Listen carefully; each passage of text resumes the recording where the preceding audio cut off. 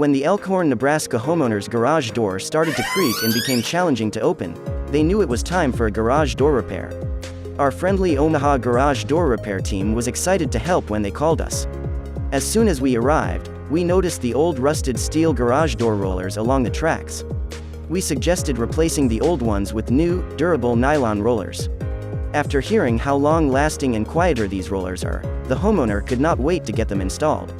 Now the homeowner enjoys smooth, silent operation from their garage door every time. Thanks to Omaha Garage Door Repair, their garage door operates perfectly, no more creaking sounds or disturbing noise. The client can relax knowing that their garage door rollers are handled.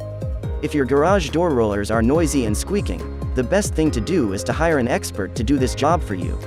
And when it comes to garage door roller replacement, there is only one name you can trust. Omaha Garage Door Repair. We can replace your garage door rollers with our high-quality replacements and make sure you get the right lubrication so that your garage doors work smoothly.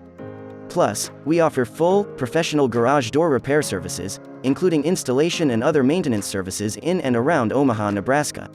Do you have a broken garage door roller?